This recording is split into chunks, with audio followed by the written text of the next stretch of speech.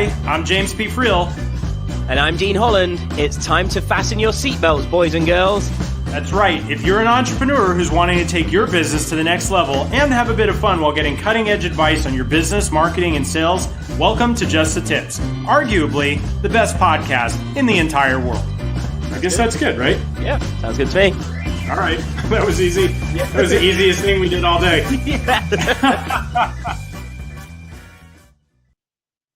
Hey, what's up, everybody? Welcome to another episode of Just the Tips. This is your host, James P. Friel. I am thrilled that you guys are joining us today. We have an awesome show lined up for you. Talking about something that is so important, but most people don't really think about it because they get caught up in the day-to-day of their business.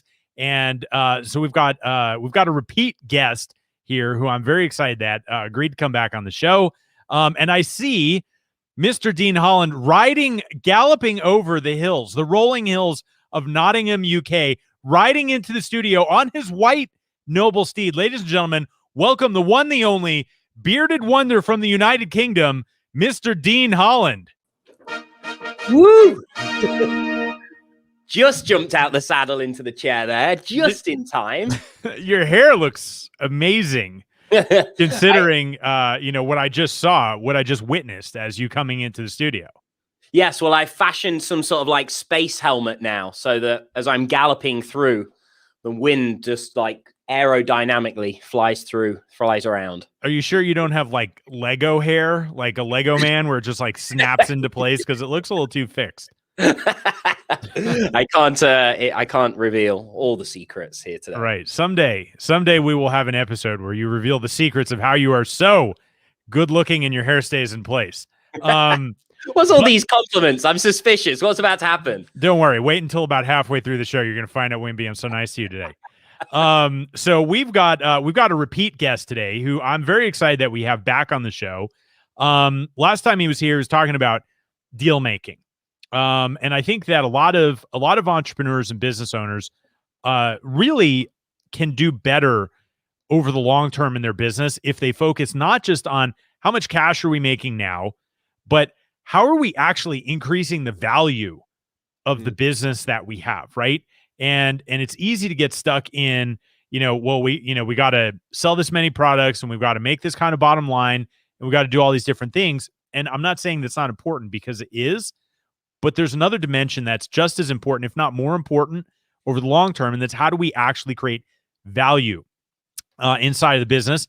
And so without further ado, I'll bring him onto the show, Mr. Aryeh Sheinbein, who was on the show before, back by popular demand.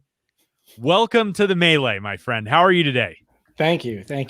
I am well. Now that you've gone video, it was totally worth coming just to actually see the steed in live form.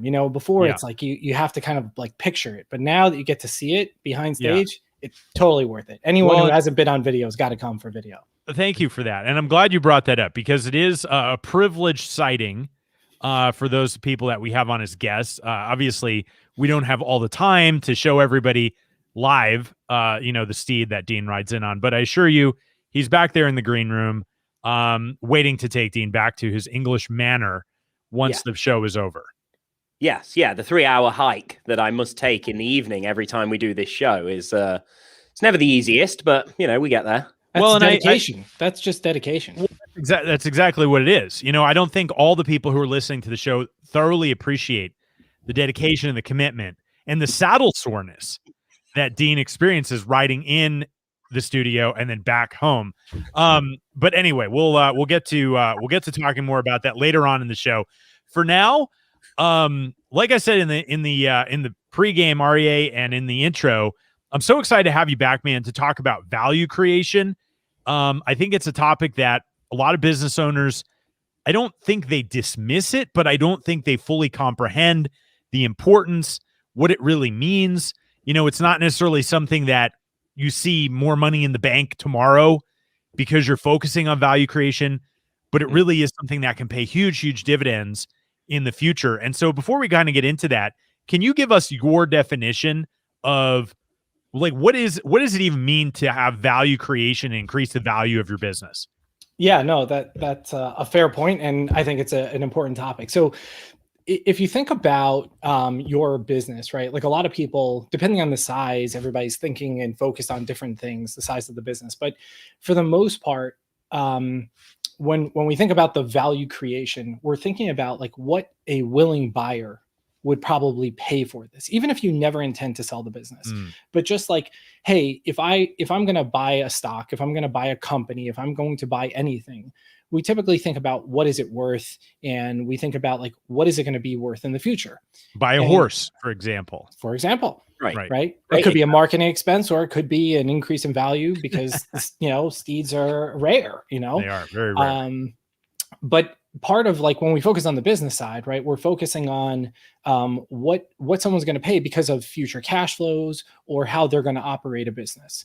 So when we think about that, we're not just thinking about like actual money that comes into my bank account, exactly what you said, right? We're thinking about like what is the inherent value of the business. And so there's both financial aspects of that, but there's also intangible things in the business. If we think about like, the quintessential examples of like Coca-Cola, right? That brand itself has tremendous value. And if they were to like spin off a piece like Sprite or Fresca or something one day, they could get a lot of value, not just based on the numbers that, sales are generated, but like, hey, someone may have ideas to do something differently with Fresca. They may want to make ice pops or something of that nature, right? Like almost like licensing the brand. You can think about the intangible value of that. Or in the online space, or a lot of entrepreneurs' businesses, the customer list, right? Like a huge value, because if you're going to sell off the business, they may say, oh, well, we can expand it. Right. Like if Dean Holland started selling, I don't know, hair gel that, people wouldn't have to worry about riding horses and having messy hair. Right. Then it could be that he's going to merge it into another business that already has the customer base. So it's are you just bringing that up as an example, or do you already know he has a brand called Helmet Head Hair Gel? Listen, I heard that maybe there may be something in the works, and, he just didn't want to let you in on it yet, but I don't know, I'm a bit disappointed in you guys. This was not supposed to be announced for another 3 weeks. Right. I apologize. We're pre-selling. Well, you know why we outed you, Dean? Because you didn't share with us behind the scenes, and we were hurt by that. And I was like, you know what? He deserves to be outed for not telling me this ahead of time. So anyway, 3 weeks from now, Helmet Head Hair Gel coming to a store near you. So Aryeh, in terms of value creation, right? You're talking about the financial aspects. You're talking about the intangible aspects of things. What are actual, like, if I'm putting myself in a lot of the people that I talk to shoes, they don't necessarily have a definitive plan of selling their business. Mm-hmm. And so this conversation, like, I want to be really clear why people should stay tuned into this, even if they don't plan on selling the business. Like, what is the rationale and the logic behind increasing the value of the business if you don't intend to sell, you don't feel like it's not something you know about? Like, why still even bother with this topic? Yeah, no, that makes a lot of sense. So there's ways to monetize a business without actually exiting it. I think it's one of these things that like everybody always assumes you have to have an exit, especially like in today's environment where, you have e-commerce brands and Amazon businesses that are getting sold for real multiples on earnings. But everyone's always like, well, maybe I don't want to sell my business, so what do I care, right? To your point. Well, if you think about the thing I always equate for people, like the easiest thing for people to really understand is I always kind of come back to your home. So when you think about your home purchase, right, you have the aggregate purchase price, what you paid for the house, and then you probably borrowed some amount for your mortgage. And the difference between the two is what we call the equity, right? Yeah. So you may have written the check at the time, but as the home value increases, right, your equity piece increases because the debt is staying the same or actually declining as you kind of pay it down, right? So the equity value is going up. So there's the simplest way to think about it is like, let's say you wanted to tap in to that money, your equity value, and you didn't want to sell your house, but you wanted some of that cash, right? Well, we know in the mortgage market in the United States, what do? You refinance, and you potentially can either ask for a bigger loan because the value of the house has gone up, or you can just say, hey, like I've paid down this much mortgage, let me re-up that mortgage and kind of take that money. So either way, you're taking money out of the house, and we call it, we're taking some of the equity money out and we're putting in our bank account. Right. The same thing works for a business. You know, if you think about these big companies, these private equity firms, a lot of times they buy the business and they ultimately sell it.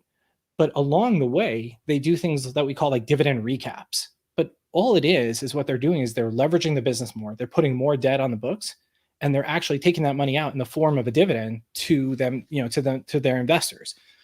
As a single, you know, owner business, you can do the same thing. There are ways to creatively take money out of the business and put it in your pocket because it's worth more. Just like the house was appreciating. If you make that business more valuable, even if you don't sell it, there's ways to kind of extract value from your business. And you know, dividend recapping or getting a loan and taking out a dividend is just one form. There's many different forms, but that's one reason to just increase the value of the business. Awesome. And I'm so glad you touched on that, because like now what I want to get into is like, well, how do you increase the value? What are some of the levers that you can pull on the financial side, on the intangible side? And then let's get into, okay, cool. I don't want to sell the thing, but I do want to pull out some of that value. I do want to cash in some of my chips, so to speak. How do we do that? Yeah. Dean, you are you dialed in with that agenda? You feel like that's good? I feel that's along the lines of the standard that I would set if it were me that were saying what you just said. Right. Okay, perfect. Well, and I'd also like to note that the business that I'd like to use as a hypothetical is the Helmet Head Hair Gel. Right. So we've just started, or we soon to be started, Helmet Head Hair Gel by Dean Holland. At Helmet Head Hair. With these type of analogies, though, because what you don't see is the excited Dean that leaves the podcast and starts looking for trademarks. we both know you have that trademark for like some time now. All right, he's probably also got like, you know, 55 domains in his Namecheap account or GoDaddy or whatever he's got. You know, helmethead.biz, helmethead.dean, like all these different domains. So, all right, so we got this hypothetical business here. Let's talk about how we actually increase the value, right? So in this case, in our fictitious business, or maybe it's not fictitious, I guess soon we'll know. Soon find out, right? Right. We've got a product, a physical product. We're probably going to sell it, through online channels, maybe through our own e-commerce, sales funnels, Amazon or whatever. Like, what are some of the ways that we can increase the value of this business? Yeah, no, totally. So obviously the thing that you always hear about, right, is everybody's like, hey, let's increase sales. Let's drive more sales. Always sales. But the reality is, right, like, you know, most people who are very, let's call it, accounting driven get these points right away. But like, and James, I know you yourself kind of have talked about some of these things in the past, but the reality is like, if you drive sales, you know, so let's use an example. $100 of sales comes in. Now, Dean, between his manufacturing costs, his marketing costs, his delivery costs, everything, it costs $75 to service that $100 of revenue, right? Yeah. So he sells the hair balm for $100, but realistically, only $25 drops to the bottom line. And what is the natural thought? Okay, how are we going to improve the dollar amount? How much money are we going to actually make? So we're making $25, 25% net margins. But if Dean now goes and says, okay, I'm going to increase the price to $110, but it's still only going to cost me the $75. We have $35 dropping to the bottom line. So the net margins are somewhere below 35%, somewhere in that 30 to 34%-ish range, right? But if Dean had instead not gone and charged the customer more, but rather he said, okay, I'm going to still charge $100. I'm going to squeeze out $10 in my costs. I'm going to either find a way to be more efficient in my ad spend. I'm going to have the marketing agency tweak those ads a little bit better. I'm going to go to my manufacturer and say, hey, I need you to take $1 off the production because I'm doing so well and we're selling millions of tubes of hair gel every month, whatever it is. Or say, oh, the packaging, instead of putting it in this hard box, I'm going to make it into like a slightly cheaper box or whatever it is. And we shave $1 here, $1 there. And we get to the point where our hard cost becomes $65. Mm-hmm. The same $35 falls to your bank account, to the bottom line, but your margins now are 35%. So you didn't raise the price on the people. You're making more. But when you go and you sell a business, or you go and you look to refinance, or you do something, they're going to look at both the dollar amount and the percentage margin, right? Specifically, if a buyer is there, he wants to know what the margins of that business are. And he's going to say, okay, I'll pay you based on those margins. So if you drive top line, you didn't improve the margins as good as you could have had you just squeezed your expense side of the equation. Right. There's nothing to say you can't do both, right? Like you can't Correct. pull both levers. 100%. But I think you're absolutely right. Like most people that I know are not looking at the cost side of the equation first, even though generally speaking, the cost side of the equation is probably easier to manipulate. Totally. Right. It's like, maybe we could shave $1 here, $1 there or something. Well, I know me and you have spoke on this subject quite a lot in the past, haven't we, James? Because you've mentioned this a lot of times in the past about the importance of saving that dollar rather than trying to make the extra. Well, not instead of, but you know what I mean? Yeah. It's just, I think it's like not thinking there's only one way. Yeah, for sure. To grow. Because I think we just live in a world where so many things, especially in the online space, is about sales. And increasing the price, or hey, sell your value, not just the fixed price. And so I think the mentality just needs to change a little bit. So one of the other things is what about what factor does frequency of purchase, recurring revenue, lifetime value of those customers, like all that, like how does that bear on the valuation of a business? Totally has tremendous value, right? Like it has a major impact in the sense that, like, if we're just selling hammers, right? How often does one buy a hammer? Every 3 years? If you're super clumsy and you break them, depends on how strong your hair gel is. I've never bought a hammer. Just ram. Right. Yeah. Sorry. Carry on. Well, the point is, right, it's a one-off purchase, and for Dean it may be a never-off purchase. Right. But for the average person, it's not a frequent purchase. Whereas like the supplement business or anything that's consumable, where people are coming back and buying it every month or every quarter or even twice a year, there's tremendous value in the stickiness of that business, in the sense of like someone's going to pay you typically a higher multiple or value that in a more favorable light, because they know that there's continuity there, right? So like when you think about, I don't know, if I wanted to send someone flowers, for example, right? Like should that be a recurring business? Then there's interest in like knowing that, hey, I'm on some sort of subscription versus like, hey, I buy twice a year, Valentine's Day and Mother's Day or whatever it is, right? So monthly recurring revenue or annual recurring revenue is definitely a driver for valuations. And that's why, like, you see the SaaS businesses, right? Like everyone's always chasing like, hey, how can I take a technology, spend it once and then get a monthly recurring revenue off of it? And those valuations have gone up tremendously. I mean, even if you look at, if you think about Peloton, I like to use that as a really good example of where when people look at them, they're like, oh, they're selling these $2,000 bikes and these $4,000 treadmills. But yeah, they're not, right? No, like they're selling a subscription. Totally. Correct.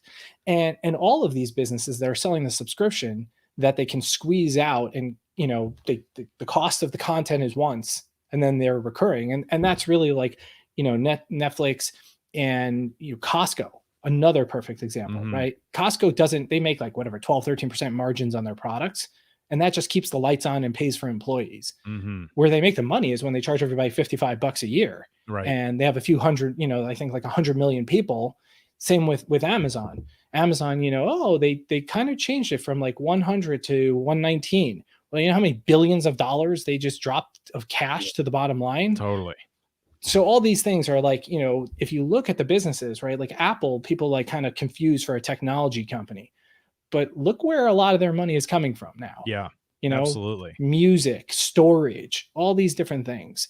So there's definitely tremendous value in recurring revenue. There's no question about it. So I think, if you're, kind of following along, to have a little checklist here of ideas to go back and brainstorm on how to increase the valuation of the business. You've got First, how can you improve the profitability? Right. First, seek to strip out some costs that aren't going to make a material difference to your sales, right? Because you could take so much cost out that people will be like, "This thing sucks." Sucks, exactly. Right? Yeah. Right. Now, helmet head hair gel is like glue, and it doesn't.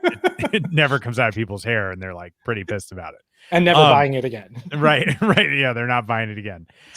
So improving the bottom line, reducing costs, also seeking how you can increase top line, but then how can you increase the frequency with which people are purchasing and the regularity and the consistency of that. I'm sure there's more, but I'm also interested to explore with you the intangible side, right? Because those are more financial metrics that you can see, and I think those are more obvious to people. Hopefully, like, even if you're not thinking about how do I increase the valuation of the business, you're probably like, well, how could I make my profit bigger?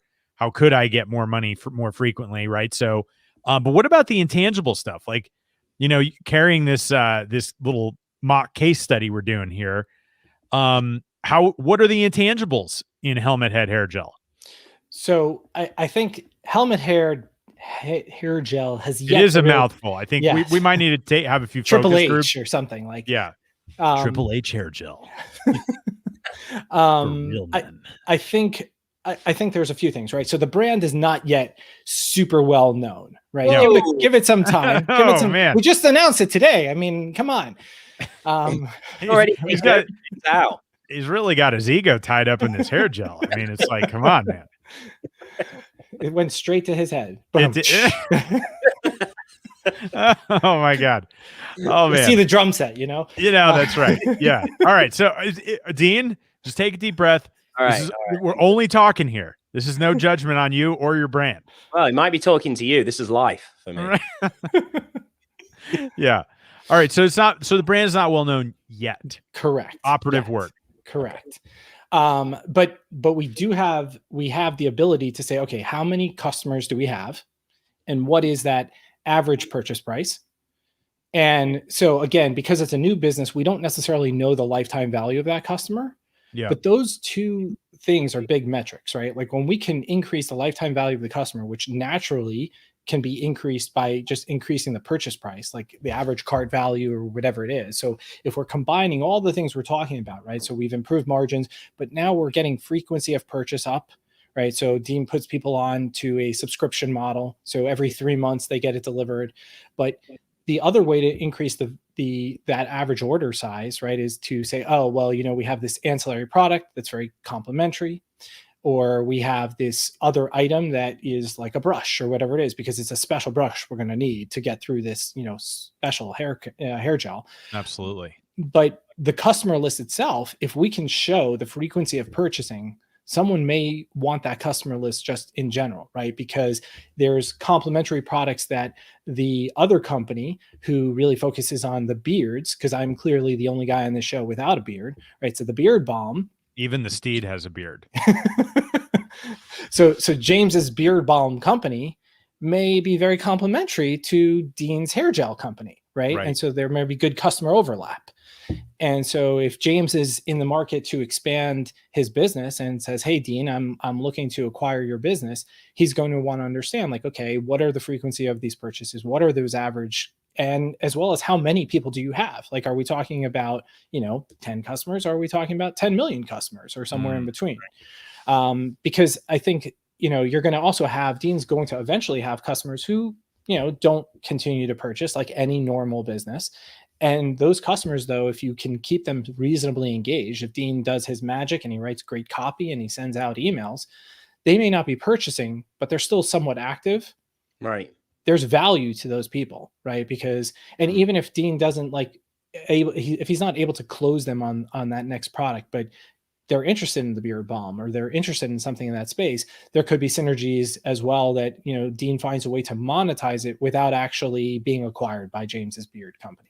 Mm-hmm. Mm-hmm.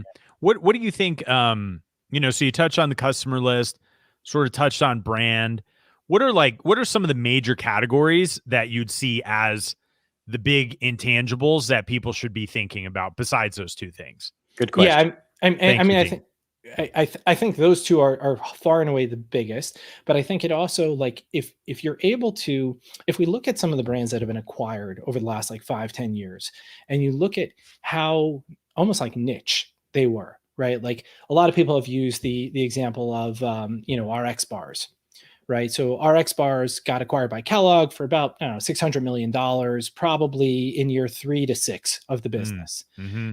The brand had already hit, shelves of some of the major grocery stores. But the reality is why did Kellogg's buy it?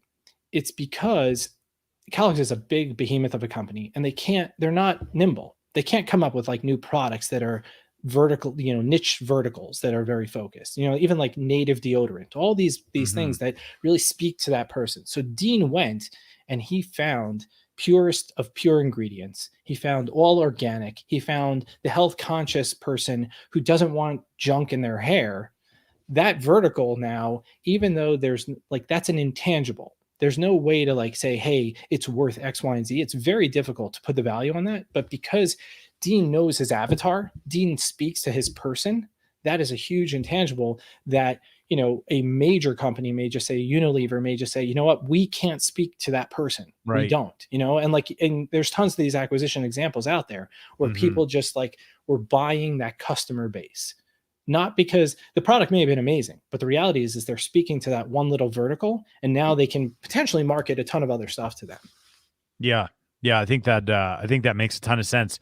So, I have a few other questions that I want to ask Dean. Anything that pops into your mind, or sounds like just what we're touching on, I guess, with a couple of those last points is the value in the data within the business, right? So you're talking about people having access to audiences they otherwise couldn't.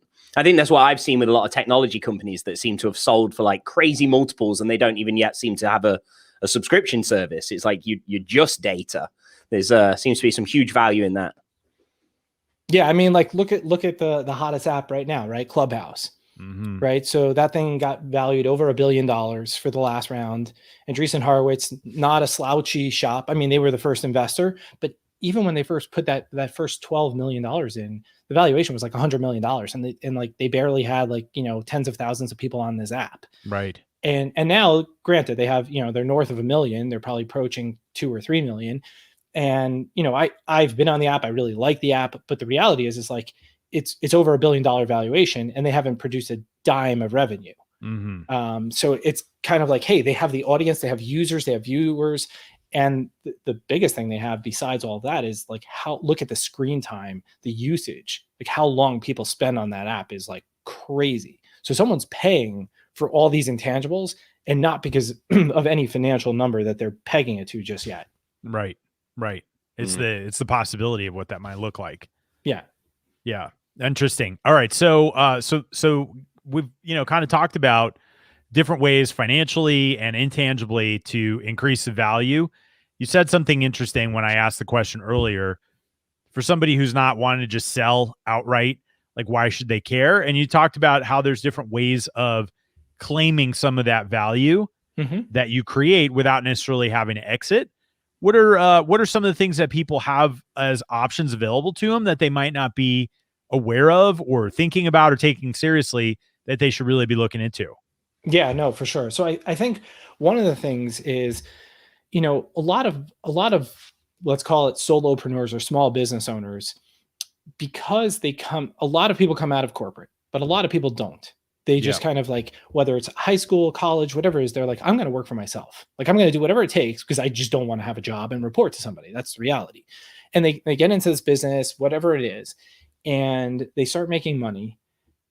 And a lot of people, like every human has whatever they were, kind of brought up with, or they watched when they were younger, like it's deeply rooted. So if you think about the average person like is debt avoidance at all cost. Yeah. Because you're taught like, oh, don't get into debt. Right. But there's a huge difference between business debt and consumer debt. And I think one of the things that a lot of new business owners don't really think about is business financing, business debt.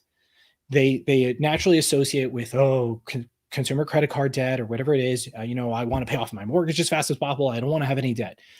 And like, it's a nice concept, but the reality is like, especially inventory-based businesses, the best leverage you could do is leverage your inventory through financing it. Because like, if you're making 20 to 25% margins on your physical product, you can forget the information products where you're at 60 to 90%, but just on the physical products, you can get a regular bank to finance that at whatever, 5 or 6%. If you're making 20 to 22, why tie up all your money constantly into new products? Like if you have, let's say you have 5 products, right? And the first 4 are already humming. The bank is going to lend you, on almost like on a receivable kind of basis, like, hey, okay, go buy this inventory and turn it into cash.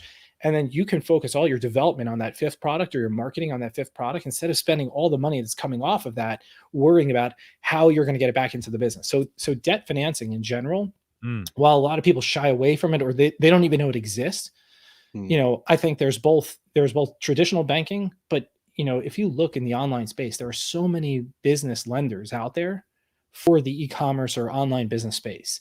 And people just naturally assume like, hey, stay away. Lending is bad. Debt is bad. Yeah, so true.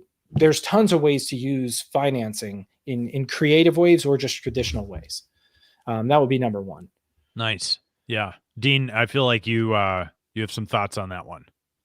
Not particularly. I would. I was just in agreement there because I can definitely say, like, I was raised, like my parents never had a credit card, and I was always sort of told, you don't buy something, you don't get anything you can't afford. If you can't afford it, you don't have it. It's as simple as that. I was raised that way, and I think I've had to work on that area. So it's interesting you bring that up because I do think that's probably a huge problem that people face.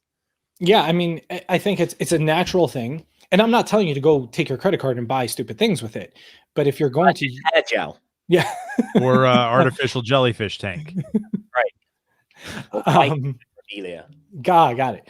So, so I think like there's ways to do it. And like, even if you're just starting out, there's ways to leverage like 0 APR credit cards to kind of fund your business. And now I don't know that really works at scale.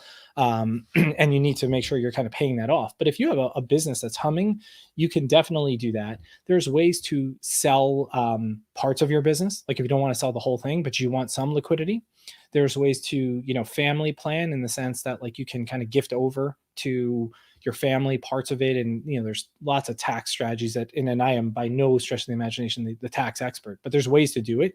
And there's even ways like if your business gets big enough and you want to stay private, there's totally ways to sell, parts of the business to employees and have like employee, option plans or stock for employees that increases in value. Like if you think about all of the standard, what I would call like the big four accounting firms that like, a lot of small businesses don't use, but like PricewaterhouseCoopers and Deloitte and KPMG and Ernst & Young, they're partnerships. Well, those partners though, every year get different amounts of shares. And every year the firm gets revalued and they determine what the firm is worth and you're paid and you can have shares given or taken or purchase more based on different things. So it's the same thing in a small business. You can do the exact same thing. It's just, it kind of hasn't like really trickled down. Like the knowledge base just isn't there. And sometimes it's not cost effective to do it, but there's definitely options and opportunities out there. And I feel like the knowledge is sort of trickling down, but it does feel more like a trickle. Yeah. Right. I would agree with that. Yeah. You said something interesting about selling part of your business. Like in your mind, is that, okay, we've got 3 products and we want to divest one of those products, or, are there other ways of carving things up that you have in mind? Yeah, you could do lots of different things. I actually just finished it was a 5-part transaction for a food services business that like I advised them through this whole thing. And they're not like a $500 million company. They're about I'd say like 10 to 20 million in a non-COVID year. They're more like a 20-ish million dollar business. And we acquired a competitor in this market who was a little bit tight on cash, but had great salespeople and great, customer base. We acquired the core business out from one of the investors. We used a combination of debt financing. So the company took a short-term loan to kind of get through some of the working capital needs that they had. And they also simultaneously, to your point, they didn't divest something, but rather they sold a 15% stake in the business to someone who, I don't know if these guys really want to be in the business, but they want to be able to say they're in the business. Like some people just like owning things just to say that they own them, right? Like, I mean, it's true. I mean, you get to a certain point and like people just do that kind of thing. And then there's a financial gain. So you can find buyers for different things. So they were able to sell a 15% stake in the business as well. And they have no control over the business. They're going to operate the way they will, but they're going to give them 15% of the profits every year on distribution. Yeah. For them, that was huge. It was worth it because in this 5-part transaction, they needed a backstop of cash, and this equity purchase, like basically is going to sit in the bank account as a backstop for all the investors. So, there's lots of different things you could do. Like James, if you're like, hey, I want to sell a part of my business off, there's probably people who will do it. A lot of people want to own the whole thing, but there are definitely people who just want to know that they're going to get some sort of distribution as a financial return, right? Like if I look at where else I could put my money, and I say, hey, like my business is going great, but it's throwing off all this cash. Where can I put it? Well, I could put it in stocks. I could put it in crypto. I could put it in real estate. But also, I know James is crushing in his business. I'd like a financial gain, and I can think about what I'll put in. Let's say I put $1 in, and every year James is going to give me 18 cents of distributions. An 18% return annually is pretty attractive, and I'm going to own some portion of James's business if he ever does sell it. Yeah, completely. Yeah, that's awesome. We got a comment here from Yada, #chubby margins. One of my favorite things to say. Have those chubby margins. This is super interesting, man, because I feel like in the entrepreneur online world, this is the conversation that doesn't get talked about as often as it could or even should. Because there's so many different options. It's not just, buy something, sell something, create something, sell something. There's like this whole palette of different options available to you. And I think, one of the reasons I was so excited to have you back on the show, I know last time we talked a little bit more about the deal making side of things. And this time I just kind of want to bring a higher level of awareness to people that you don't have to be, $100 million company. You don't have to be $1 billion corporation in order to take advantage of a growing, I would say, a growing transparency in the marketplace and a growing appetite to do these small to mid-sized deals that could be really attractive for both parties. Yeah, most definitely. I mean, you're seeing it more and more and more where we see it like in my day job, right? We see the $5 billion deals. Those guys who only used to play up here, they're coming what we call downstream, right? They're looking for that 1 billion. And the guys who used to play in the 1 billion, now they're getting crowded out. They're looking at that 500 or that 250. And you're seeing like there are these roll-up strategies now. Like there's so much money out there that wants to invest in different things. So the Amazon business space is one of these that there's probably 4 or 5 big players already that are just out there attracting they've raised a lot of capital and they're just going out and buying businesses. There's this company Thrasio, which is probably the biggest in the Amazon acquisition space right now. And they've already raised hundreds of millions of dollars with valuations over $1 billion because they've just accumulated brands. And most of those these people are exiting the businesses, but there are other roll-ups that are like, hey, we're not looking to acquire your business. We're just looking to own a piece and maybe advise you and give you our access to our network. I mean, like Ty Lopez has been acquiring full-on brands that have struggled, but there are other players that I know of who are literally just looking to deploy even like $200,000 into people's businesses, own a piece, and then hopefully, see it on the backside of an exit or a distribution or whatever it is. So it's definitely something that needs more and more awareness. And, it's definitely viable. Like if people are looking to do that, there's a lot of money out there that's looking to just kind of have access to this stuff. Money seeks value. Definitely. Yeah.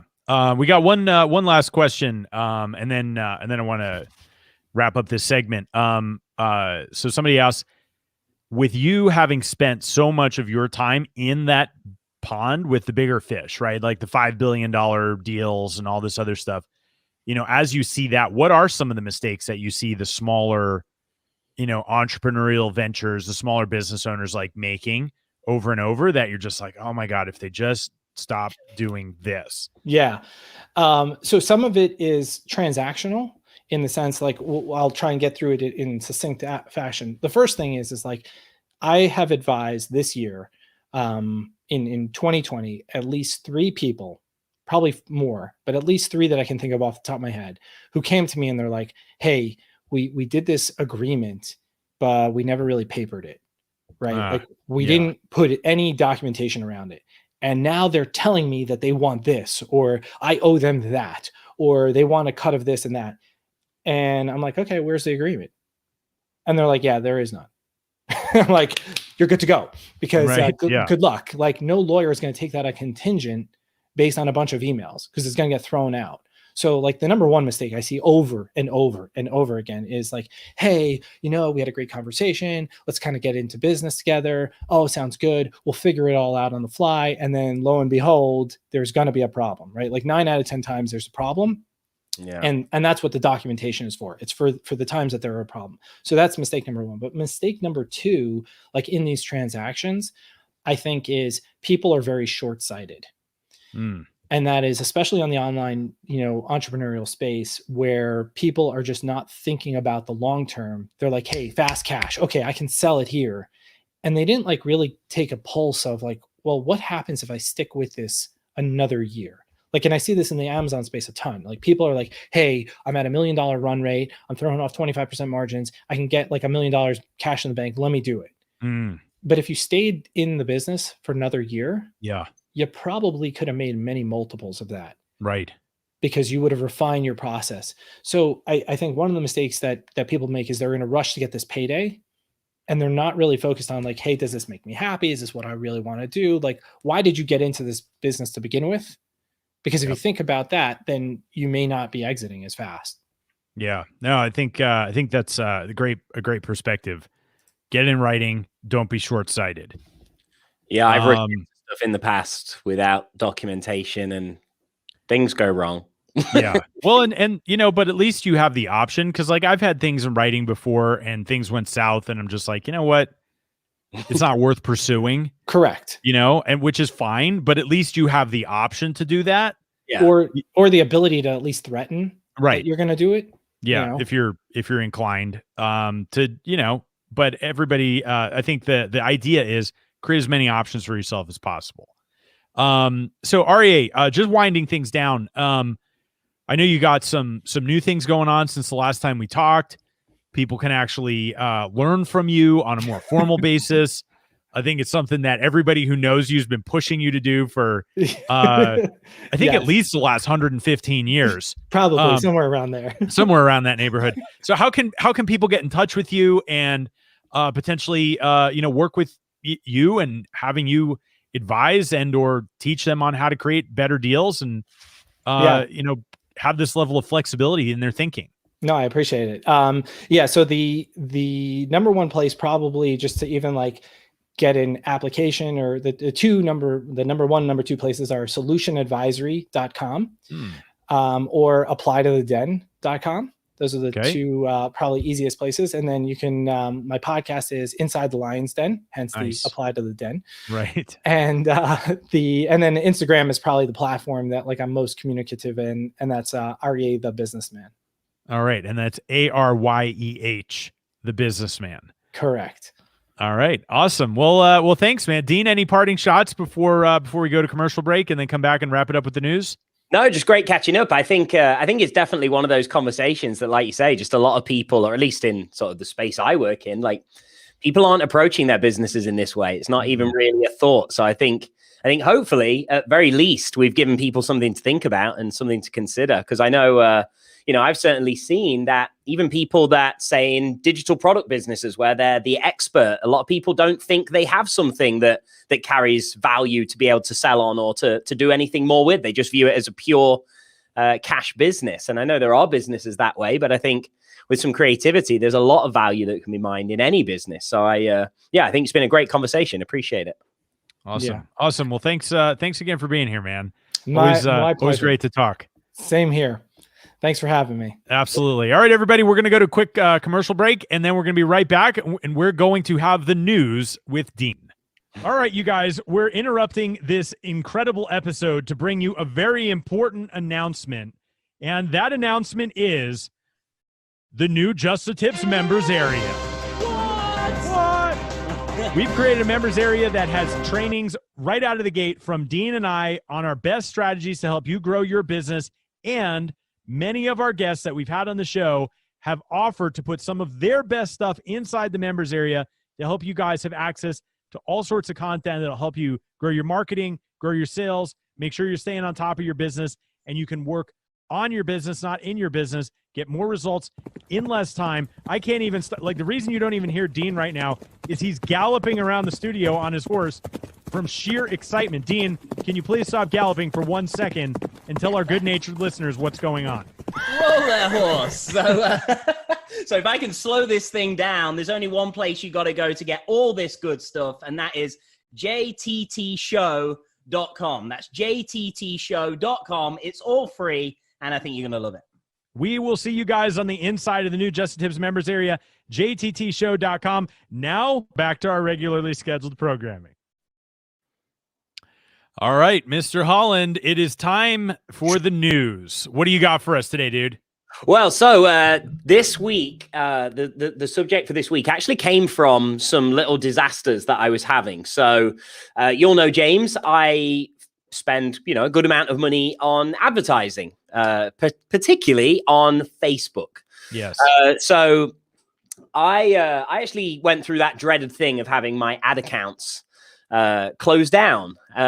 Obviously, pure mistake this time. I like to think I do things above board and don't break policies. And so it wasn't because of your inappropriate burlesque pictures like last time? Not this time. Ever since I pixelated things, I seem to have flown into the radar there. Oh, God. I'm sorry I asked. Now I want to scratch my eyes out. So basically, I went through like a 2-week period of disasters, just like ad account being closed time and time again, every few days. And in talking to a few people, a common conversation kept coming up. And I don't know if you've seen about this, James, but there has been a huge amount of sort of talk and news around the subject of kind of Apple versus Facebook. Yeah. On the subject of tracking and data and the way in which data is used by these companies. I think basically the simple version of this for anybody listening that maybe hasn't necessarily been in that world to see this is that Apple has basically taken a stand that anybody that uses an iPhone, an Apple device, if you want to basically install an app such as Facebook, you will have the option now, or after a certain date, you will have the option. Do you want to allow tracking on this app? Mm-hmm. Which, I think from a consumer perspective, a user perspective, right? It's kind of surprising that that's not always been there, isn't it? I suppose in a way, it's like, do you want to allow these companies to take your data to be able to track what you're doing when you use them? Totally.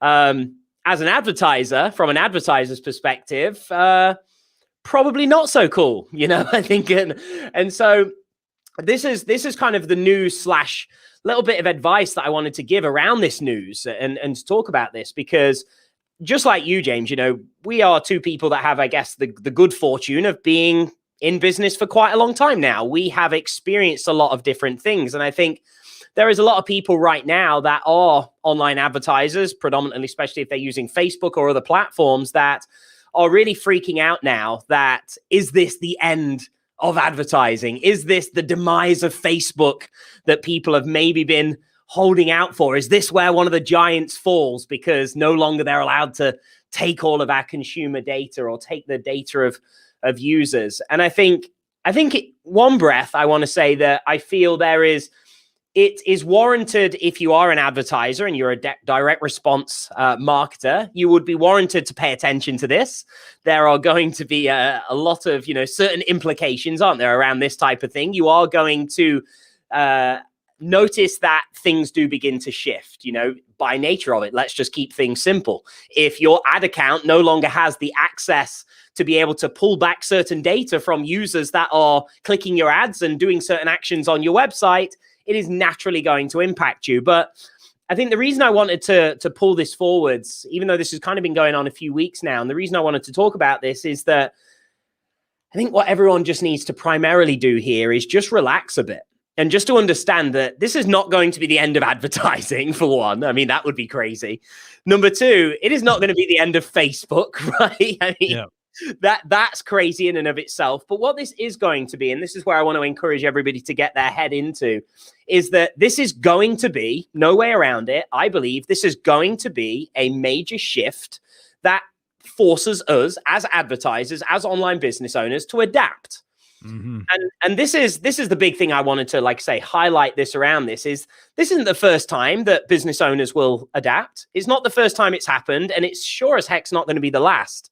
And I think, especially if you've maybe only been in business a few years, you probably are freaking out, right? It is like, oh, the world in which I knew, everything I've depended on for my income, for my business success, is about to be taken away by a third party, and you can kind of feel out of control. But above all, I think the biggest thing is to just understand that once you adapt through this is going to be a shift. We will all experience it. And I think that's to me is one of the biggest things that I draw on here, is that understand that we're all going to go through the shift. You know, it's not you're going to lose out whilst your competitors thrive. It's not you're being targeted to be suffering through these changes and shifts. Every single person is going to have the same experience here, to the point of everybody will have to adapt. We will all have to find the new way of doing it, the different way of adapting, the way in which we look at our metrics, the way in which we look at our numbers, the type of numbers we're even looking at. I feel that there are going to be implications that we can't panic over. We just have to find a way to adapt. So I don't know, obviously, I've done a bit of talking without coming up for air there. I don't know. Is this a subject that obviously has crossed your desk, James? Have you had feelings of concern, or how do you feel around it? I'm sorry. What did you say? Can you just repeat all that? I said, how would you like to buy some hair gel? I would love to. Count me in. In fact, I'd like to be a small minority investor in Helmet Head hair gel. No, I think you're absolutely right to bring this up. I think the points that you've made are super valid too. You know, for me, there's like a couple pieces to this. One, I completely agree. It's not the end of advertising. You know, that's sort of ridiculous. I think a lot of times these things get sensationalized for these big agendas as well. You know, Facebook's out there and, you know, they're like, oh my God, like, you know, it's almost like Facebook is creating the hysteria to a certain extent, so that people are like, oh, like Apple's the bad guy. When I think you've rightly pointed out, Apple's probably giving some consumer protection that people have long wanted, if not needed, and making things a little bit more transparent. I think in the long term, transparency is a very good thing. And I think choice and option are good things in a market. There's going to be there's bound to be some disruption, but then, you know, we go back to some of the things that we've been talking about time and time again on this show, is diversify your customer acquisition channels. Yes. Right? You should not be reliant on one customer acquisition channel, because then if there's a major problem with that, you're going to get hit harder than you'd otherwise need to. You know, the second thing is, in my mind, the goal of advertising on social media, you know, whether it be, you know, Facebook or YouTube or even Google, you know, search or anything, is to capture that person's contact information and bring it onto your own platform. It is unreasonable to think that just because a platform is available and is producing incredible results for you right now, that it will always be that way. And I think this highlights for the people who are going to get hit the hardest, that they haven't been thinking about what happens if this goes away or if this changes. I'm reminded of the very eloquent Warren Buffett quote. You never know who's swimming naked until the tide goes out. Right. We don't. Yeah. We don't know. Right. Like, there are businesses who are like 100% reliant on Facebook and not JV partners and strategic alliances and other sources of traffic and, you know, traditional things, and all those things are still available. It's just that I certainly don't want to say advertising on Facebook has been easy money, because it's not, because it's a game with lots of ups and downs and lots of variables, but it has been I think a go-to source of traffic for a lot of people. And because it's been such an obvious source for people to tap into, I think people have gotten lazy in terms of figuring out what options they have available to them to create customers outside of that channel. And so, you know, here's the good news with this. and now I'm going on a rant just like you did. So I guess it's like let it out. Rant v rant today. But so when so in Florida, you'd get a hurricane every now and then. But the great thing about hurricanes, everyone's like, oh my God, like I don't want to live in a hurricane. And I get that. But living through a hurricane, you kind of have like 10 days to prepare for the thing. Okay. Yeah. If there were ever a polite natural disaster, I would say hurricanes get my nomination. It's like, hey, we're going to be there in about, I don't know, 7 to 10 days, just giving you a heads up. Right. So you have advanced notice. And I would say with this, you also have advanced notice. So don't wait until this becomes a problem to start diversifying, to start doing all these other things. Start preparing right now instead of like hoping that it doesn't happen. It's going to happen. And even if this whole situation gets turned around, it's still going to happen at some other point in the future. So our producer, Doug, is telling us that we have to wrap up here, which is I feel like it's a real party pooper move. I'm not going to lie. 4 hours. We're going to go on a protest. We're going to go on strike. But anyway, so we do have to wrap it up.